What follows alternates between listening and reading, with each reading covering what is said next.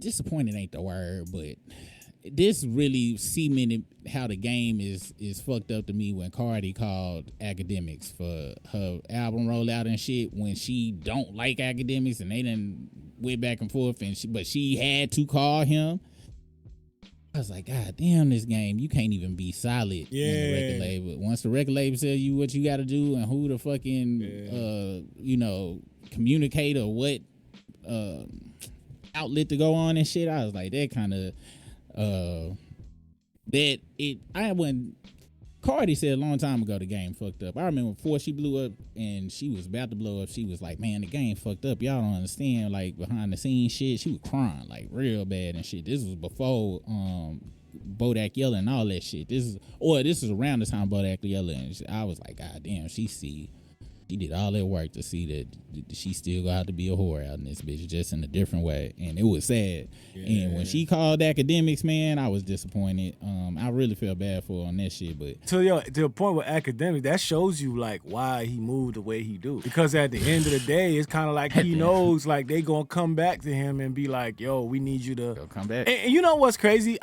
Maybe it's just me. I don't really see that he got that kind of influence, bro. Like, and when I say that, I'm not saying he don't got to reach. What I'm saying is the people he reached. These aren't people I don't think he reaching people that's really, really fucking consuming hip hop the way that they think they are. Maybe for like public opinion, you know, but when it comes to like actually like supporting your projects, I don't think these the type of people he reaching. You know what I mean? I want to disagree with you. I really do. I took my daughter to go see Tyler the Creator with the chlorophyll, the green shit when it was all green. And I took my son to go see Wu-Tang this year, which I got a Wu-Tang. I'm a Wu stan. 1993 changed my life. I'll never forget the time. But when I've been knowing this for years, man. When I went to certain shows and saw the demographic out there, dog, and he do reach the demographic that pay the tickets, pay them white kids that want to be down with the culture and shit. That they spend the money, they spend the egregious because they got the income because of their parents and shit. Yeah, and they will spend their money. They the majority of the ones that's buying the albums and the vinyl and the shit and all that. The labels ain't going through he ain't got no cachet in with us. You know what I'm saying? Like with us, they don't. But I'm gonna be honest. I have never purchased a Gucci Mane album in my life. All my Gucci Mane music came from LimeWire, BearShare, back in the Gap and shit. That's a good point. I done bought all the Wu-Tang's albums. I done bought all the Outkast albums. but for the most part, that was pre I could just get that shit for free. And where they came from motherfuckers like me who were broke in a motherfucker and like, yeah, I'm glad you made it, nigga, but I ain't gotta pay $17.99 for a CD no more, and I'm not. So yes, some of us will go and pay these shows. I can now afford to go pay these insane concert prices, but I'm pretty sure there's a lot of people in the comments can be like, you go see some of your favorite artists, that demographic don't be a lot of us and shit. It be full. I be on the floor and I be looking. I be like, so what do we think is the reach though? Like, okay, let's say people do gotta go to Academics for, you know, like let's say a Cardi B has to go to Academics. She gotta suck up her pride, go to Academics. What is she going to him for? You know, so I guess what I'm trying to say, what you're looking for from him saying that your album is great, is that what is it? Nope. It's just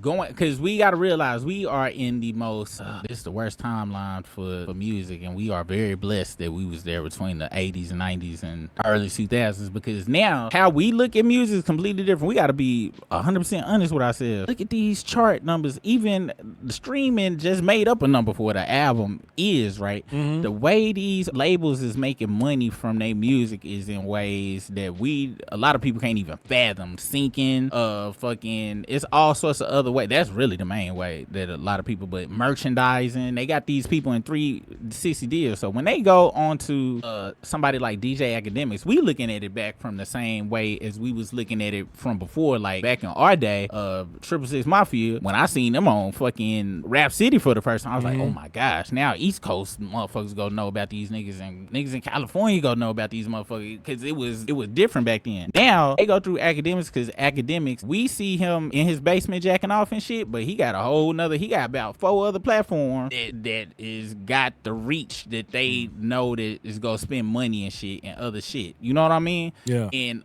sadly, he kind of like Vlad and shit. He kind of like all of these people that's in place. We are in the streaming world. We are not a monoculture anymore. Everybody is in all these different algorithms, and whether we want to, I hate to say it, but unfortunately, Akademiks is plugged into the industry. We know that. Remember, I'll never forget when I remember that whole shit when he went like a bitch to the Kendrick show, but did it in a very bitch-free way. Went to the least. Oh yeah, Detroit. The least, but he was talking about how years ago Dave Free had gave him tickets and shit to like, he is plugged in with a lot of shit, and even then, Dave Free just didn't freely whoop his ass like he should have. Well, not like he should have, but like we would have expected him to, because whether we want to admit it or not, he got cool and he got a reach that we might not be aware of, but the labels and shit is aware of it. Because if they wouldn't have made Cardi B get her ass on there and shit. Akademiks is into it with very big people. So you going on Akademiks, all of that spread to a whole bunch of shit. You see what I'm saying? Our old school way of looking at shit ain't how this generation, because you gotta always remember, in business, they want motherfuckers, but they trying to get the brains, the undeveloped brain. They trying to get people between the age of 13 to 21 and shit is really who they trying to focus on and shit. When you go look in fucking DJ Akademiks chat and shit, and you just read the comment, these ain't adults. Yeah.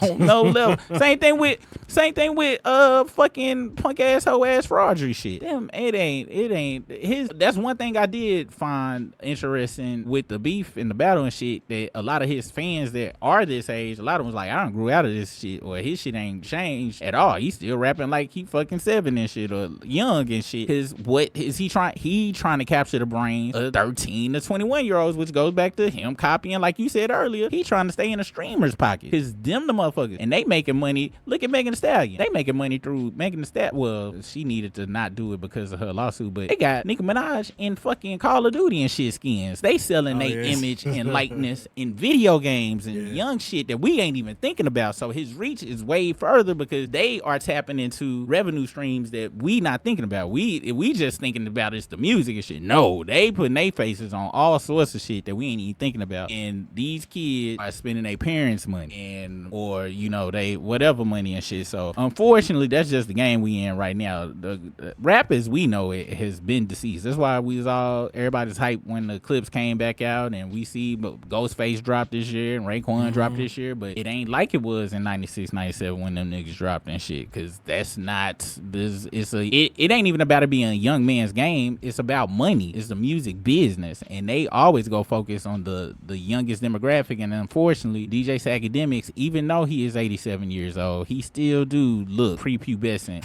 because of the pubic hair beard that he has. So he always gonna be able to reach younger people, and they always go feed through him. He cool with people hating his guts. Yeah. He cool with being a bitch ass motherfucker. And as we see through the documentary and shit, that's what the industry is really full of. It's full of a whole bunch of people. Either you a shark fucking everybody, or you a guppy that go continue to get fucked so you be a shark one day. And the people that's in between usually leave the industry and find a way to get the money outside of that bitch. And Akademiks is a guppy and has pubic hairs on his face. Fun to do bad things. Take off the short nail, take off the dope, take off the broken bag. Take all that good sound, that bullshit off, and what do you have?